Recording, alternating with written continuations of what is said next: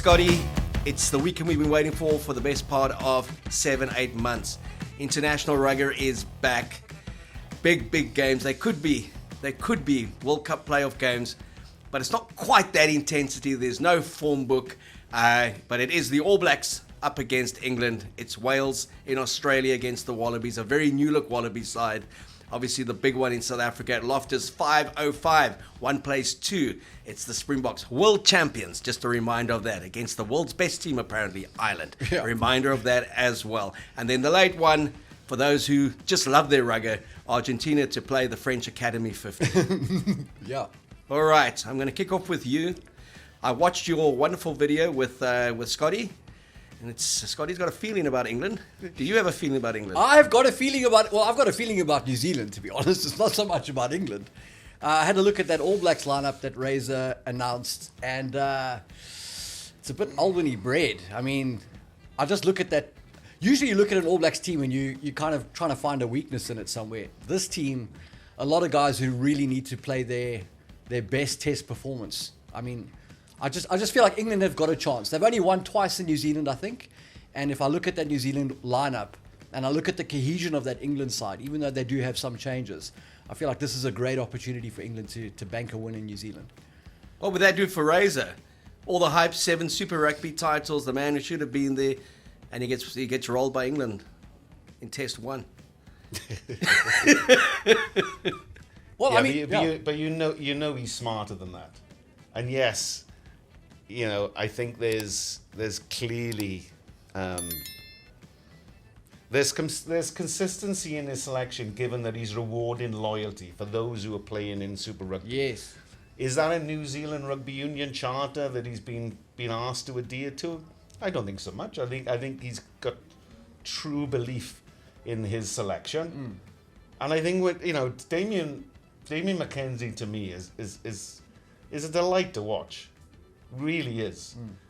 But the kid only knows how to play one way, and that is heads up football, trying to find space, orchestrate, engineer, manufacture holds and so. So it's not your archetypal staple at number 10, and I think that concerns a lot of people. No, totally. I mean, for me, the ability to pivot. On the basis now we need to tighten the game up and play some territory and create some pressure, and that's always been his kind of his weakness. No, I mean, D-Mac is a guy who he's like old Ange Cappuccino from Italy, right? He would start every test for those guys, but New Zealand shouldn't really have to rely on a gambler at 10. And so D-Mac. Well, that's it. You know, if you're playing poker in international rugby, you can't bluff with a pair of twos, can you? And I think that's what stands out off the page for me. But New Zealand's very parochial with the media when it comes to Super Rugby. And as much as coaches tell them Test Rugby is not Super Rugby, it takes them 2 tests to find out in the Test season that it actually isn't. Maybe Razor's getting it out the way. So D-Mac, everyone was just raving about him all season. But he's been around for so long. He reminds me a lot of Elton Jantjies in terms of his career trajectory. He should have made it a while ago, either at 15 or at 10. He was given chances. Mohanga came in and took his chance. Bowden Barrett on the bench. Obviously, it's a statement made there, Scotty, that you were in Japan. We're not going to put you straight in the starting lineup. So you're on the bench, but you could be on in 3 minutes. Yeah, exactly. I think Razor is trying to. A big issue in New Zealand rugby is that you cannot play overseas and be playing for the All Blacks. That's something that Razor has to work around. It's one of his limiters, I suppose.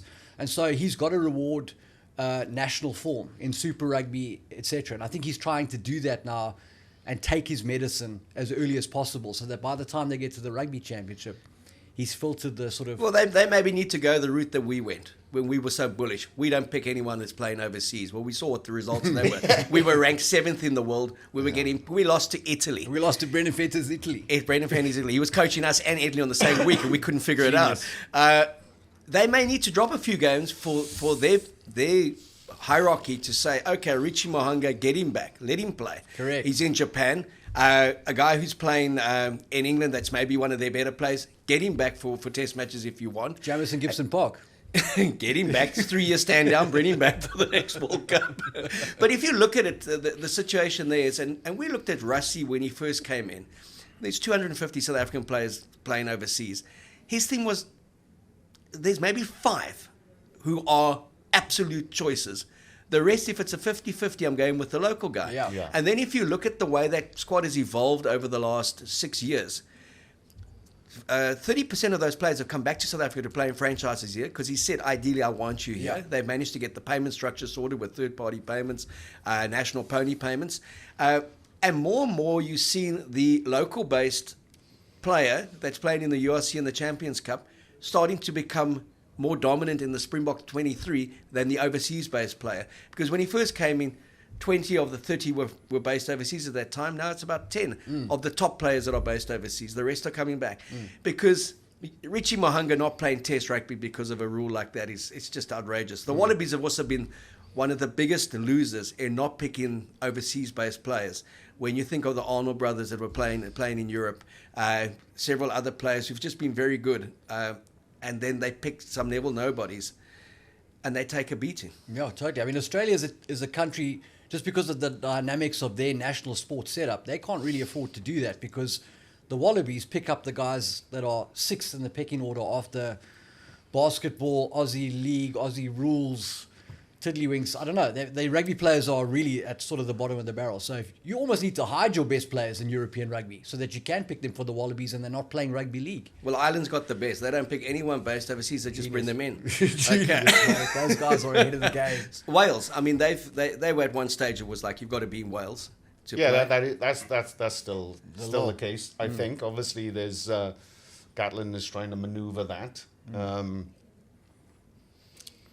It's an issue. Globally, it's an issue, isn't it? Because you cannot fault the player wanting to secure a paycheck and obviously the best deal. And the casualty is the potential international exposure that you limit yourself because of it. Can you imagine Brazil and Argentina saying we only pick local-based players? I In soccer. Yeah. Yeah.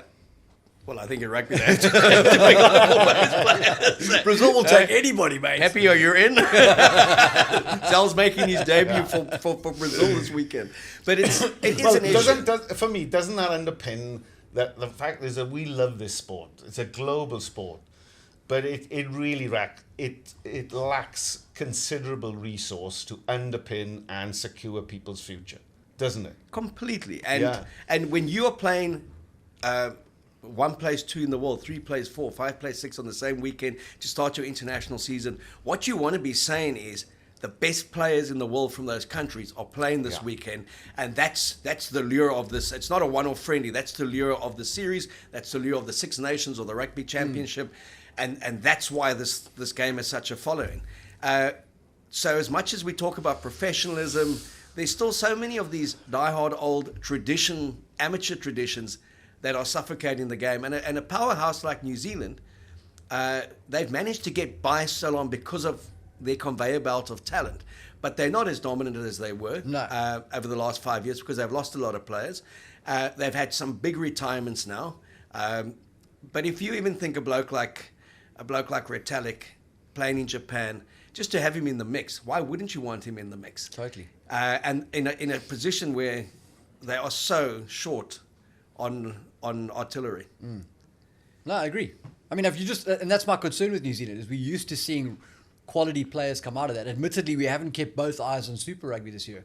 But if I look at a guy like Tupou Vaa'i on the bench for the All Blacks, I mean, the lock stocks that have come out of New Zealand, the Norm Maxwells, the Allies, the Brad Thorns, Chris Jack. I mean, there's tons of guys, great players. Robin Brooke, Ian Jones. I mean, I don't know, it just seems like there's a definite drop-off in the quality of some of those type Look, forwards. they did get away with playing Greg Rawlinson, DHS old boy, and Troy Flavel. They were all about 6'3", both of them, against the Boks in Durban. Troy had great and hair, won. though. In Durban and won. And you know what they found out that day? You don't need height against the Boks. You just need some big grunt and muscle. Knuckles, mate. Because our tight five went nowhere. We're going to come back to the All Blacks. Obviously, We'll come back to them. Yeah, we'll come back to them. The troubles that they may have. They've announced their squad. We'll unpick that. But 1 plays 2, Pretoria, that's our big game. And we don't have the issue of not picking overseas-based players. We have the best available 23 playing for South Africa, the best available 23, playing for Ireland. And what I love about Russie's selection is he's respected this Irish team to say he's put out his World Cup starting 15. 12 of the 15 are there. One is retired, Dwayne Vermeulen, and 2 others are injured. So he's saying this is another type final for us. Your thoughts there, gents? Scotty, look, I mean... I'm with you again. I'm nervous. I don't know why I should be nervous, because, I mean, I got no dog in this fight. And you know how much I love the Springboks. But then, you know, I'm looking at... I look for the back three, for instance. And this is a question to you guys. You know, Colby, Kirtley, Aronsa, injury, form. We know that test matches are not won on paper, and this is a very exciting selection. There's something nagging me about cohesion, really is. You know, when a lot of these players are pitched up from the Sushi League, you know, and it's not as easy as switching the light back on. When you think back to the last 3 game test matches that the Boks went through, narrow wins, 1 point, and yet this is an epic encounter, a 2-match series, 1 plays 2, and like I said, I don't know if it's as easy as just going bang. Well, they have we get back into that mode, because you have, you know. Look, I think anyone expecting that kind of intensity, that kind of cohesion, that happens at World Cups when you build a squad within 6 weeks. Even if you've kind of nursed that squad to that point, it's a tournament on its own, and it's a tournament within a tournament. Of course it is, and you're judged on the body of work and the reps that you get, and you know, the camaraderie. There's strength in unity. You can amplify all of the understandings through that period, and yet we expect miracles within 2 weeks. The boys come from all over the world into camp 2 weeks before.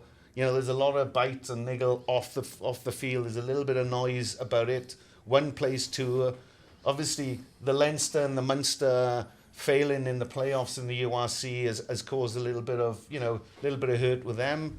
And like I said before, I just think that the game methodology, Farrell's way of playing, takes a lot of energy, you know. And I think, you know, after that hour mark, if you haven't got scoreboard separation, I don't know if there's a default.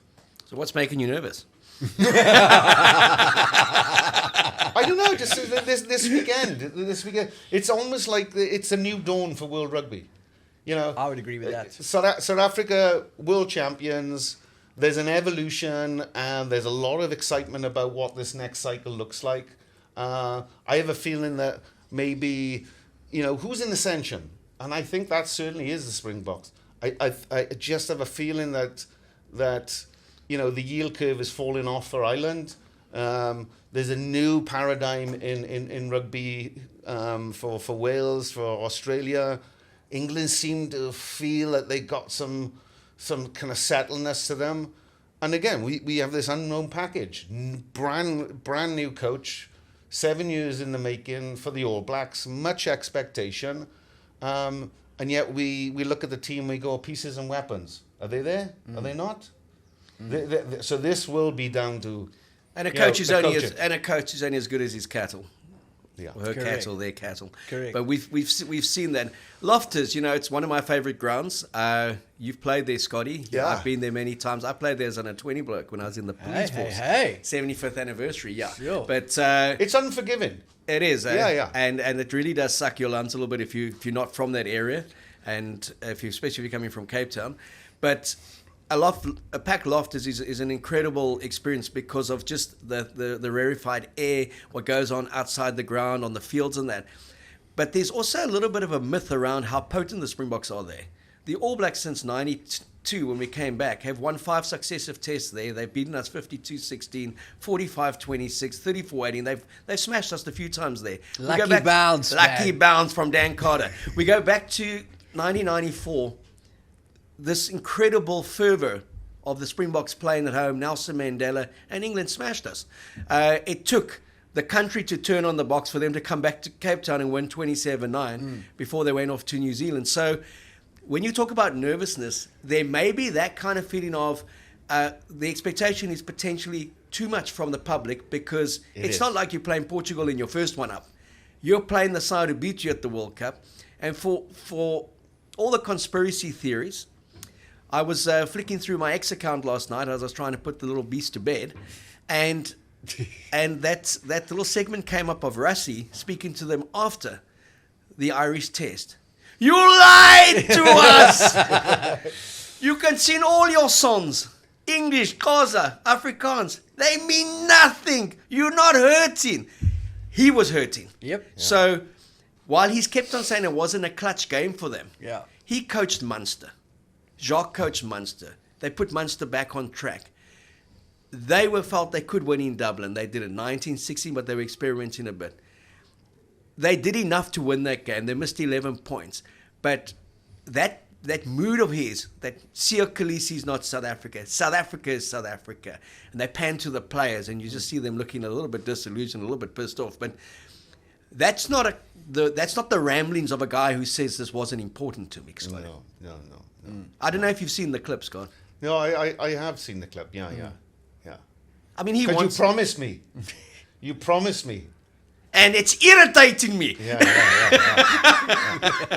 So the difference is, mate, he now has a sword. Yeah, the sword. So nobody's 2 World lying. Cup winning medals. Nobody's lying this weekend. And I'll say this: nervousness. I've spoken to a lot of well-heeled rugby South African intelligentsia this week, and they feel the same. They feel the same, But that said, listen, for me, it's not the minutes in the game that count, it's the game in the minutes. It's how you apply yourself. And certainly there will be an application, as you know, from the Springboks, but it has to be measured with your tactical game and your technical game. And that's where superiority reigns in international football. And we know what Ireland are going to bring. And I think for a long time, the Boks were the easiest team to watch film, to do the research, to find where you can, find pressure points and apply pressure points. I think now Ireland are more predictable, so they're easier to understand and to maybe unpick. Look, in the context of South Africa, so there's 2 things for me here. The moment we brought Tony Brown into the mix, it's like everyone's expecting this miracle. They just don't know when, but they're trying to find it at every turn, because he is so highly rated. What he did with Japan especially, minimal resources. And listening to Andre Pollard talk in the week, Tony Brown saying, I want to make him the best 10 again in the world, meaning he feels he's not the best 10.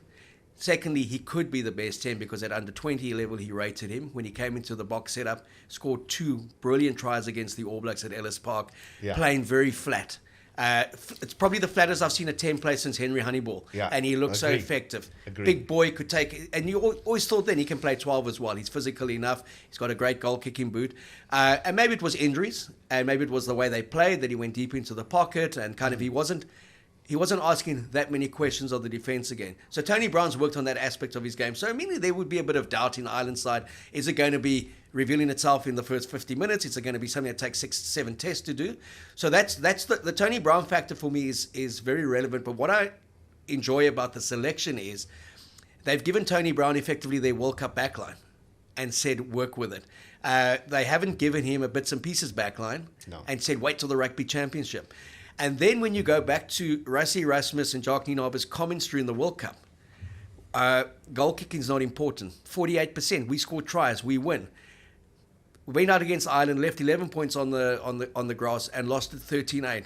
He has picked Andre Pollard to start, and he's picked Sasha on the bench. He's picked 2 very good goal kickers.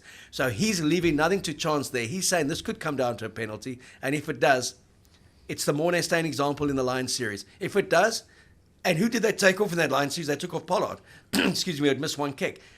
Morné Steyn came on, and who would have thought all those years later he'd bang one over in the last minute to win a series? So this is how I see it playing out, 100%.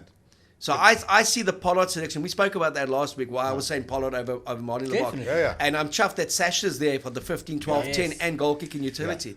But I think I just look at their team selection, and I think it's just a sign of how highly they rate this Irish team, Yeah. and how much It's a respect there marvelous is for way. Of it. course it is. Yeah, yeah. You know, so all the noise that goes and all the hype. I know again, I keep on saying, like, a lot of the Irish media are just so serious about it, and have a bit of fun, for goodness sake. We've got to hype the game in this country. Eh? Like, I look at the build-up. It's the first time we've ever done a build-up like this outside of the All Blacks, really. And it's like an American type build-up. You actually are just you're reminded of his historical past, you're reminded of defeats, emotion, and the players are reminded of it. And I think it's great that they've broken that shackle as South African rugby, because it's coming out of the official X feed and their official social media channels. I think it's fantastic that they are saying it's unfinished business. Of course it is. Of course it is. You know, look at the elation of the those 1 point victories, and then the absolute just magnificent relief of winning and deserving to win in clutch moments. But that cut runs deep from that 13-8 defeat, for sure. And I'm going to go back again to Pollard, because he wasn't in that 23 for that Irish test. That guy is a test player. He may not always look as flash in the Premiership or in Super Rugby, and you would not necessarily starting for the Barbarians. But that comes down to zero defect. He prides himself on, looking at the percentages, figuring out very quickly in his head what is the right play to help my team win. And that is the definition of a test match winner. And I think a guy like Deolandi on his outside gets so much more comfort that Pollard's on his inside. The whole team. And also the potential of Faf still being pulled out. And nothing would surprise me that Saturday morning it's like he hasn't recovered. Yep. Grant Williams starts and we go in 7-1 on the bench. Bingo. That could still happen, okay? Yeah. So I think that also influences the thing. You don't pick Faf and Marnie, and potentially Faf goes out. Then you've got Grant Williams and Marnie, which it can either go one way. They could run Ireland ragged, or they could implode. So I really like the way Pollard was speaking at his press conference. He's so composed. He's so considered. He's got a sense of humour. There's something so much bigger than rugby for him. We keep on saying that. Family man, birth of his child, the way he had to go win that second World Cup. He's never been dropped in his life. He's never not been wanted from the age of 12 as a schoolboy rugby player. And I just see that maturity and the growth, and there's nothing for him to prove anymore. He just wants to go out there and actually show how good he is and enjoy it. And the fact that he's embracing Tony Brown so much and saying, it's wonderful to have his energy here. I'm learning so much again. There's a reinvigoration with that box setup. Never too young to learn, especially when you've hit the lights out like he has in his career. So this kind of the Tony Brown influence we will see not only with the way the halfbacks do their business, but just how the body language and the shapes emerge as this season goes deeper. You played 12-13, Scotty, but you're one of the best 12s in your era, one of the best to have played the game, one of the giants of rugby league as well. What type of 10 would you have wanted on your inside? Pollard every time. Because you want consistency. You want that player in heated moments, thinking quickly with, as you say, ice in his veins. And that's the hallmark of a great player, is that he makes better decisions under pressure consistently. And that is a brain chemical thing. That is a fight or flight response. Totally. And when you are assured, there's confidence when you are being put under the pump, that is continuous chatter, and he doesn't go quiet.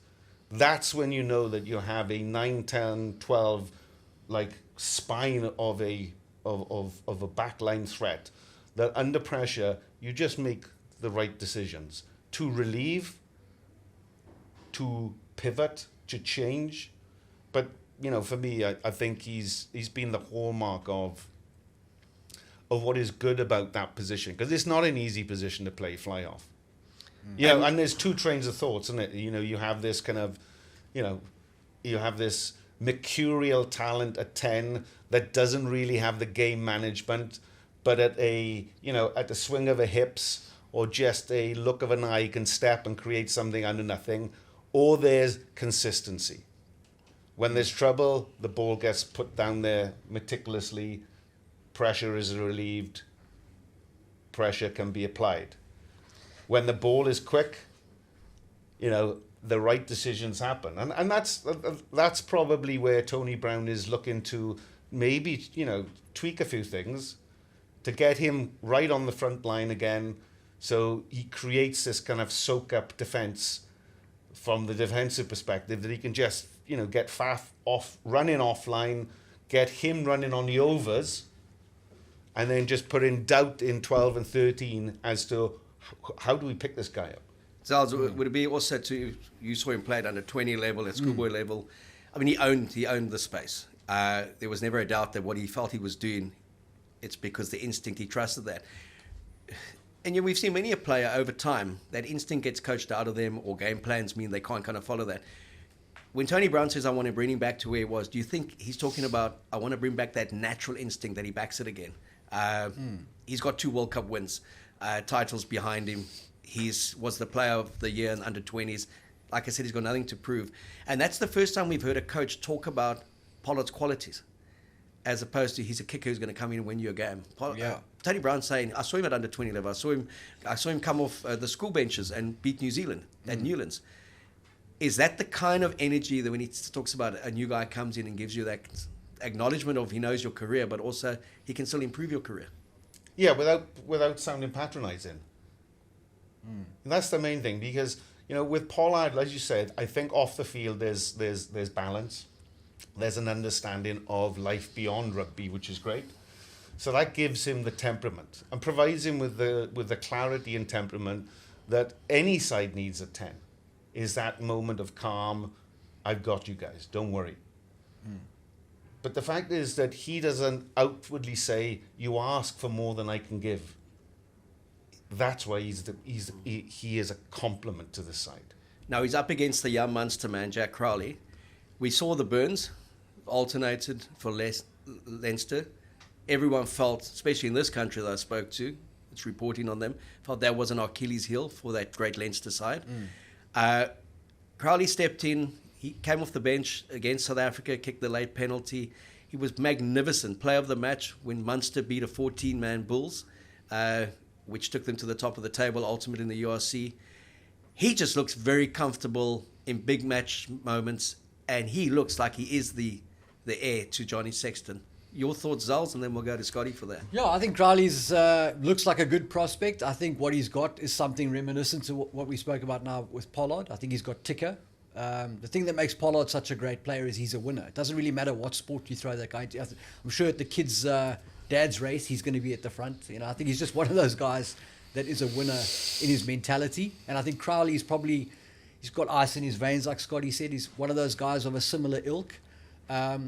And I also don't think Ireland are blessed with the plethora of world-class fly-offs. So I think he's the best of the guys that they've got to choose from. And I think he's proven for Munster that he has value. He is a solid player. Whether that translates to Ireland's success rate remains to be seen, but good player. Okay, now Gibson Park and Johnny Sexton, a hell of a different kind of feel to it, to KC / Conor Murray and Jack Crowley. Yeah. How definitive is that in terms of assessing this Irish 23? I think it's huge. I think it's huge this weekend. Do not underestimate how much of this could be an Achilles heel. If the said 9 and 12, 9 and 10, we're guessing that it's going to be Crowley. We don't know the Irish selection yet. But I get if that is not on song and on pattern, it could trip up the continuity of, the pivots that I keep talking about. This energy sapping, continuous game, taking it to 20, 25 phases, and notwithstanding altitude at all. I just think it's unsustainable in international rugby. Now, who am I to argue with, one, the strength and conditioning of these guys? No, I'm not saying that for 1 minute. I just think that if you're a tight 5 player and you were making 40 tackles a game and smashing 40 rucks, and you're expected to be part of this continuous pivot play, I think is a lot to ask, especially when you come up against a heavyweight. And whether you look at it by design or default, by design for me, that this mode of play that Leinster and or Ireland adopt, it's for bulked up middleweights. When it come up against a true heavyweight, I think it's too much to ask, because I just see that falling off the cliff at the hour mark.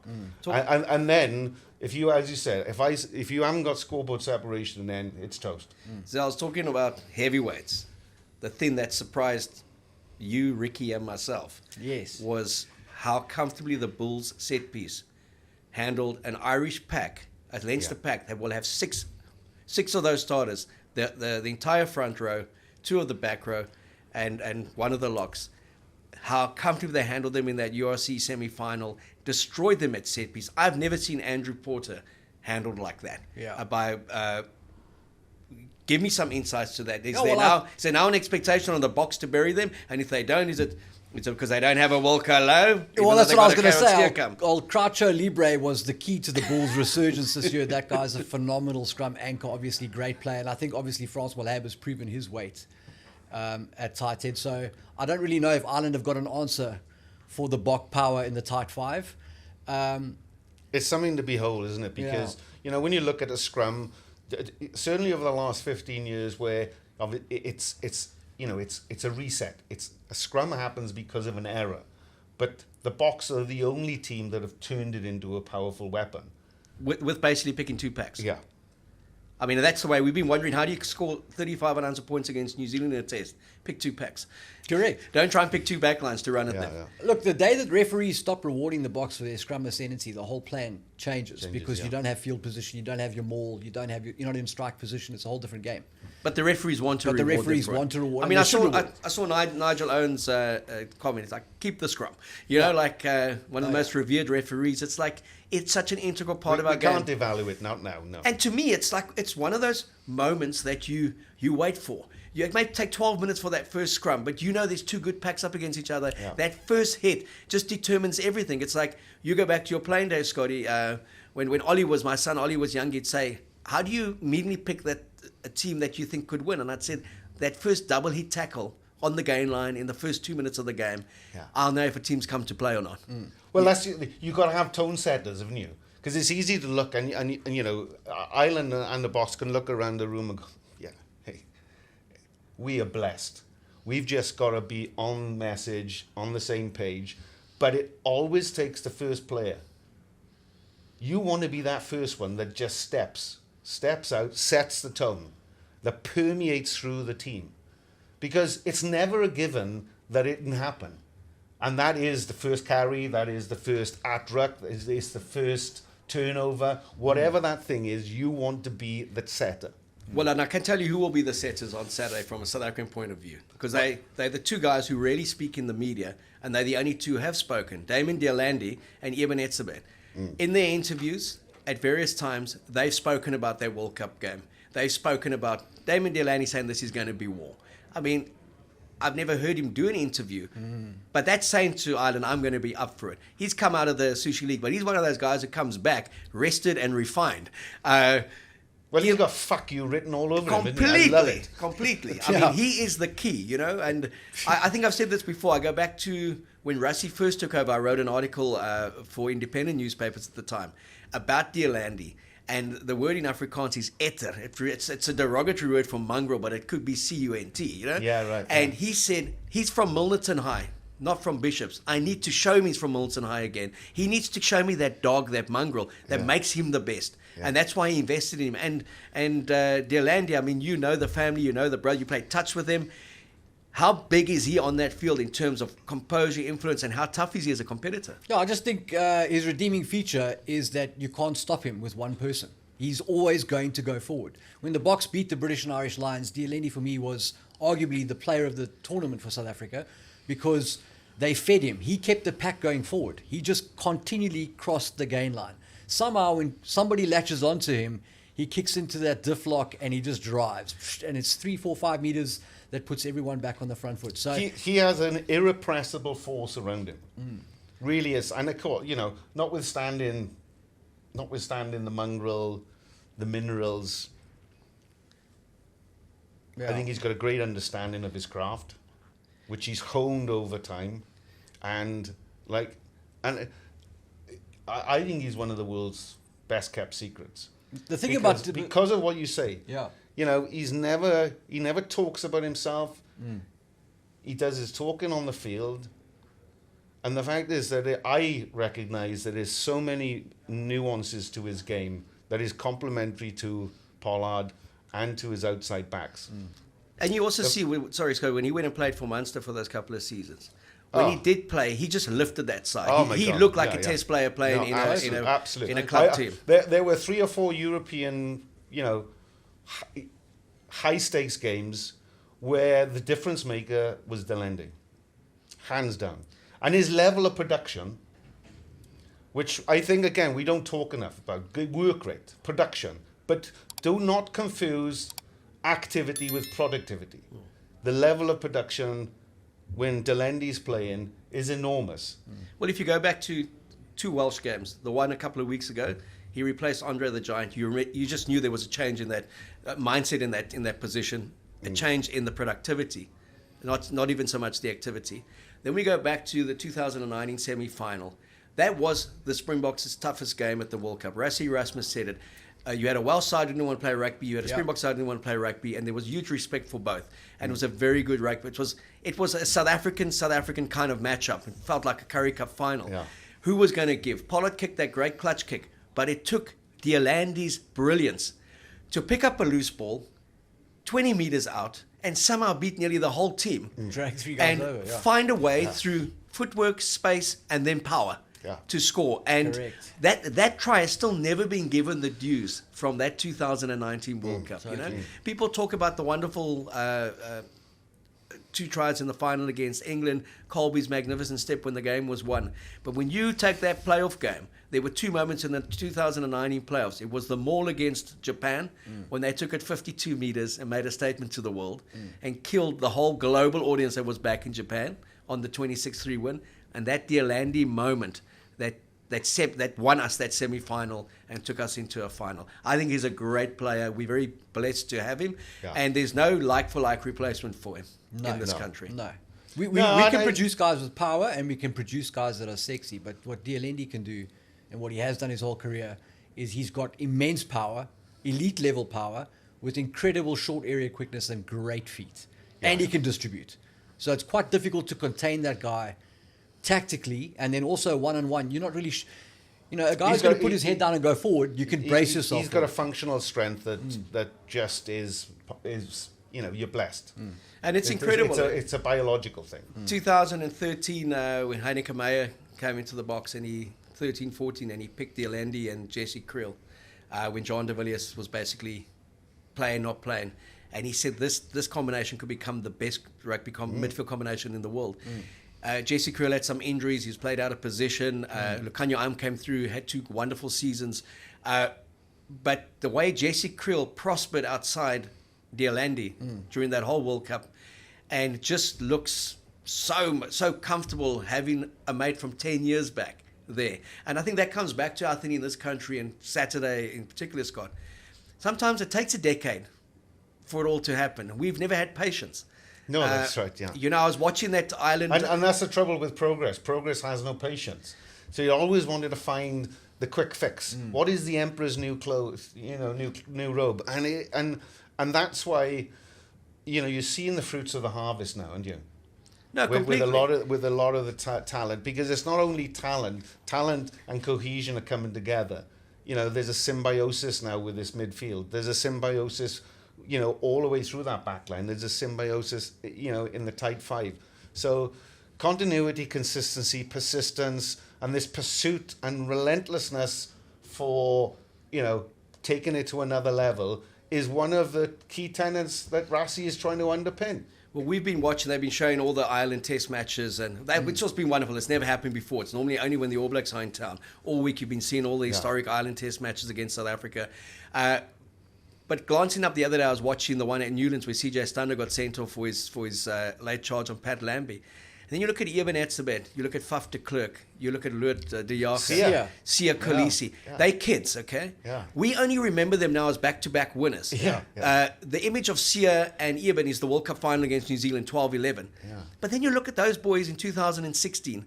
Now, had there not been an investment in them, they may be playing club rugby overseas, maybe have had ancestry and playing for another country because of the stand-down rule.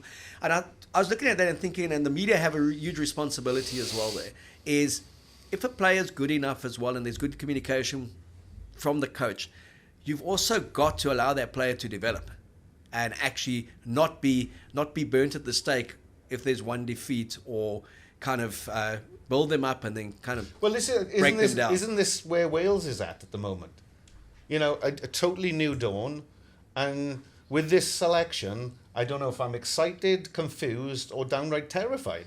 You know, because we are now into a phase in Welsh rugby where there's a lack of genuine international experience, but also with the selections, genuine lack of URC experience. So we are, you know, this is the start of this kind of unknown period for international rugby, because the hierarchy is dominated by 1 and 2. Consistently, we see selection. Consistently, we see consistent performances.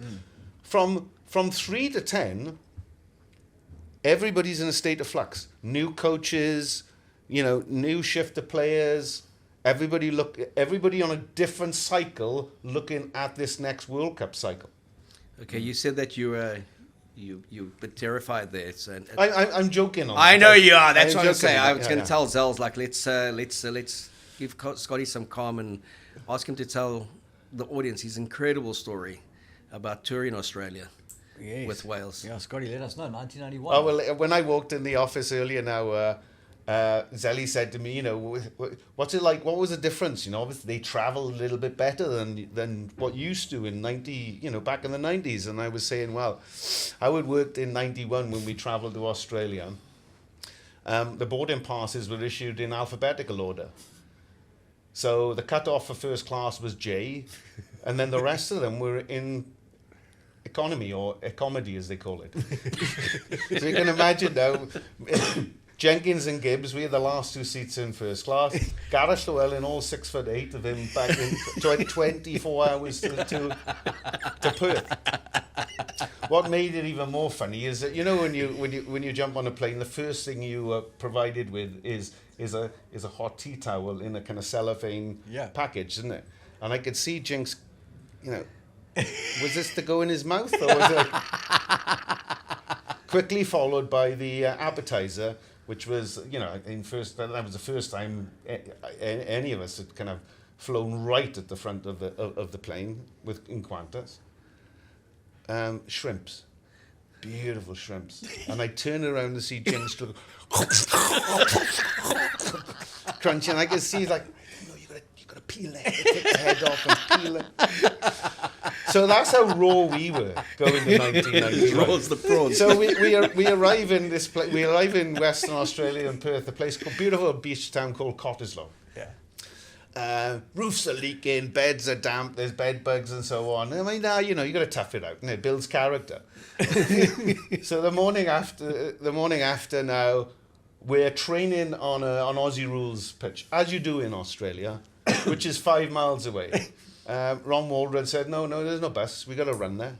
He's been like, well, this was kind of Ron's métier, you know. Again, character building. He wanted everybody to be fit. It was all about running. It was all about effort rather than substance, you know.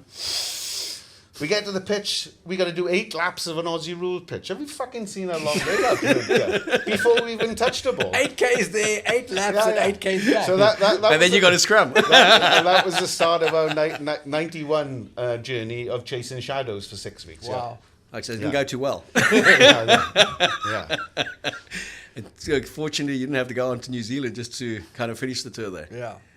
No, so listen, I put it into context now. Is that what I'm trying to say is that it's a new dawn for Welsh rugby. We know what's going on, and I mean, it's not only just Wales that, you know, we are trying to understand what the next 10, 15 years looks like from player participation, player development, and all the good things that we love about this sport. So Wales, Wales, like many countries now, are on a different shift. But there's Gatland, Gatland throws a few new starters. Josh Hathaway on the wing, again, hasn't had much game time with his team Gloucester, I believe. Ben Thomas, exciting young Cardiff Blues back. That's been more of a reliever at 15 and at 12, 13 and 10 behind Tinus de Beer. So again, very little game experience in the URC, and yet thrust into a test match arena in Sydney this weekend. But is that not an issue when your test starting 10 can't start for his club because a South African is starting for his club? A South African who's never going to play for South Africa. What? South Africa's not going to play? Yeah. Tinus de Beer is never going to play for the Boks. No. He's keeping out the Welsh number 10. Is that an issue for you? Have a think about it. No. I listen. This is what I'm trying to get at, is that this is the kind of sink or swim moment, isn't it? The true measure of any good rugby player is how you perform away from home. How do you perform under pressure under the spotlight? Test match debut in Sydney for someone like Ben Thomas doesn't get much harder, does it? Yeah, maybe. So this guy, will he get some sleep tonight? Who the hell knows? But the fact is, with that nervousness comes an element of, I think, with youthful exuberance, that you are not jaundiced by a system or a scheme or anything quite yet. You just believe 100% in your talent. And that's what excites me about seeing him at 10. Well, I hope he gets some prawns. Hope he isn't a prawn. Because clearly he's had reps this week now, and Oran Gatland has seen something in the last 2 weeks that he hasn't seen, because you can't be everything to all men where you got eyes on every player. They've identified certain players. They picked Sam Costello as the out and out number 10 to kind of go on this tour. Love his name, Costello. Eh? Yeah, and the fact is that there's still a question mark whether he has the chops for international rugby. And you've got to give people the opportunity to develop and really take ownership of a position, such a pivotal position like number 10.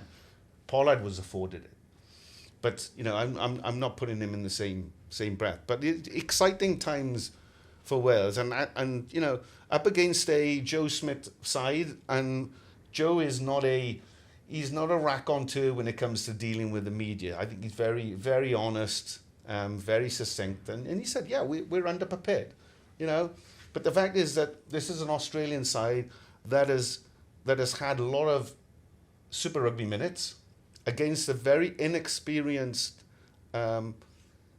Welsh side that hasn't had a lot of URC minutes. Yeah, that said, though, there's plenty of grunt in the pack for me, with Raffle, with Wainwright, David Jenkins, Dewey Lake. If there's an upset, this weekend, 55 years in the making, 1969 since Wales last won a Test match, this is as great an opportunity as any to see it. Well, Smith will say you can only go up. It was 40 points to 6 at the World Cup. You're our Wallaby correspondent. You've been watching Super Rugby Pacific. I know, with that one eye. There's the teams. Can you take us through that team? Because I mean, this is the inside I love. You educated us. Can you talk me through that team? So listen, just before we get to Australia, let me just say this about Wales and just about professional rugby in general. It's not Grey's Anatomy. Not every player needs to have a back rub and a little pep talk, and I'm 99% confident that you could take Sasha Feinberg and Gomez Zulu, fly him back to the World Cup final last year, play him, and he would have a fantastic game, even though he's inexperienced. Some guys do need to be babysat, but some guys are winners from day one, and maybe Ben Thomas is one of those guys. Gatland thinks, this is a guy I can plug in, and he doesn't give a shit whether he's played 6,000 minutes or 6 minutes. He's going to knock somebody out, and those are the guys that you build teams around, and that's what Wales needs. Is somebody to man up, stop apologizing for the fact that they're not South African, New Zealander, Australian, Irish, and just be like, hey, I'm here to play. I can deliver. Give me the ball. Let's go. They need a front man like that. And I think Dan Bigger was that guy for a long time. Listen, I asked you to speak about the Wallabies And team, so and now let's you get to the fall in love Wallabies. with the Welsh team again. No, Can no, you no. run us? That's just my point on that. So listen, Australia, I mean, Joe Schmidt's got a hell of a job there, like I've It's mentioned. Australia, mate. Australia, mate. He's got to rebuild a team using the dregs of what's left in Australian sport after all those other guys have But taken you know the a best little bit players. about these guys. Give us an opinion. Run us Tommy through the Wright 15. at fullback. Your I'm favourite not player. sure he would start for Province, but they love him in Australia. Hammies, would he make it? Maybe. Seconds have got a gap at fullback. Andy Kellaway, I think, is a nice player. Josh Fluke, relative unknown. Hunter Paisami's back from the wilderness. Filippo Dargunu, however you pronounce his name, solid player. Noah Lalesio was Dave Rennie's... Lalesio, man. Whatever. He was Dave Rennie's Lalesio. project guy. Nice touches, skill, flair. I don't know whether he's got the temperament for the biggest of stuff. They've been investing in him to come through, and to date, I haven't been convinced, but, you know, what does that mean? But did Eddie not do him a disservice? Because we take when he played against France in that series at home, and he kicked a clutch kick to win them the series, and he played reasonably well. He had some big games in Super Rugby as well. He was 21 years old, and Eddie basically kicked him into touch. Now, did Eddie get it wrong?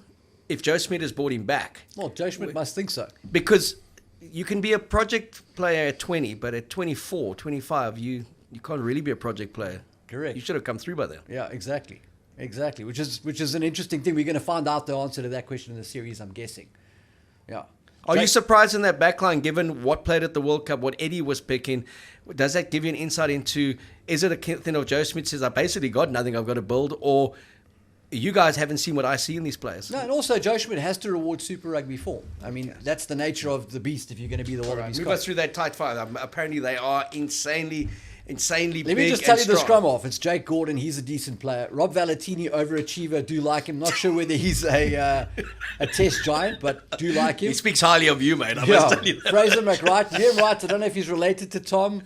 He's a captain, isn't he? Yeah, he is the captain. Salakai Loto and Jeremy Williams, the rookies at lock. Tupou and Slipper are the props, and Matt Fassler, in the absence of the great Dave Parecki, is the hooker. Okay, so give me a score. Listen. Not a score, just give me a points differential.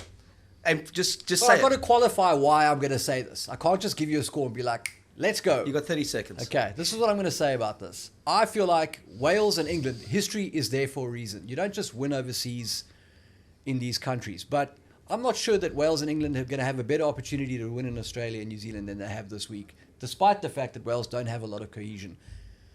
Both of those teams are in rebuild phase under new coaches. I feel like Wales can win this game. And I feel like England can beat the All Blacks. We'll get to England now, but Wales, give me a score. I'm going to give you a margin of victory. That's all, margin of victory. Let's I'm go going to give you a margins. margin of victory for Wales. Yeah. I'm going to say Wales take this thing by 3 points. Scotty? Yeah, Wales? I'm the same. I think it's tight. I don't think Wales are going to score a hatful of points, and I don't see Australia, racking up the scoreboard, and that's why. I don't know. I think it's something in me, and I can't rationalise what my head and my heart is saying. Score I'm just saying differential? 19-16 to Wales. Also 3. So you guys are, Yeah. you chatted outside, eh? 3 Definitely. points all. Well, I'm going with Australia. Of course you are. 12 points. Yeah, and, Love it. but Love it. but I understand exactly where you're coming from. Totally. Because you've always been the harbinger of kind of reality.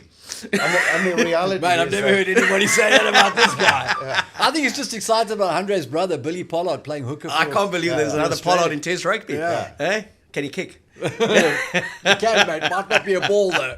Be great Pollard on Pollard, eh? Yeah. In the Rugby Championship. Superb. We have to keep an eye on Australia more so than anything else because we play them in the Rugby Championship. We play them away from home. We play them in Perth and we play them in Brisbane. Can't win there, and mate. we've won 5 out of 30 since 1993. So there's a healthy dose of respect for me about Australia in Australia. Not so much when they come here, they get pumped. Yeah. I did call them pussies 2 years ago and was hugely embarrassed because they came out and beat us 2 tests in a row. And as all the ex-players said, who's the pussy now? Well, it was South Africa. It was me. I apologized. I kind of banned myself from Twitter back then for about 2 days. Wrote heaps of columns just praising the Wallabies and how wonderful they were. And then actually And they never recovered from it. And they never recovered, eh? Yeah. It was part of my master plan for the implosion. Got Eddie back and that was the end of them, okay? Okay, so we've dealt with that one. Argentina, we're going to 30 seconds. Argentina against the Academy French side. All the pressure on Argentina because they should win it comfortably. They probably won't. Argentina, France, I think it'll be Gallic temperament will overtake. It'll be a crazy game, and I see it as a kind of one of those high point margins of victory for Argentina. Argentina. Yeah, 4 yellow cards. Argentina win by 5. Like a 42-31 kind of game. I don't think it's going to be a high score. I think it'll be messy. One of those. You know how it is in Argentina. So you two are disagreeing or something there? Yeah, finally. Finally. We go back to the big one in South Africa. It's 5:05 kickoff. It's 1-2 plays each other. World champions against Six Nation champions. The only team that beat the Springboks at the World Cup, 13-8 in Paris. Loftus. Ireland against the Springboks. Who wins this? Give me a score, and then we'll know what the differential is. Ireland by 20. No, I like the way you think. I've got the Springboks to win a close game, 23-18. You got them by 5. Yeah, I'm the same. I got the Boks by 5 or 7 points. I just think that they will put the throat on at some point late in the game and then finish strongly. All right, I've got the Boks by 12. A late try, by the way. So I'd also have them in single figures. Got them by 12. The one we actually didn't call, but we're going to call it now. New Zealand against England. Give me a points differential. I got the All Blacks by 5. And I think England will put a very impressive showing, but just not quite enough to get them over the finishing line. This week, I was feeling bullish about a big win for the All Blacks against England. I've seen New Zealand's team now. England's bench is porous, so the All Blacks' chance to win this thing is at the end, but I'm going to say England take this by 2 points. England take about 2. I've got the All Blacks to win by 8. There's no science attached to that. There's no form barometer. I just don't like England. So I'm going with the All Blacks. Keep it real. It's been great. Zels, Scotty, we'll chat again on Monday when finally we'll have matches to chat about and we will have some form of form going into the second Form test. and substance that can maybe unpick what next weekend looks like, because it could be an historic weekend. Or it could be business as usual for the Yes. South.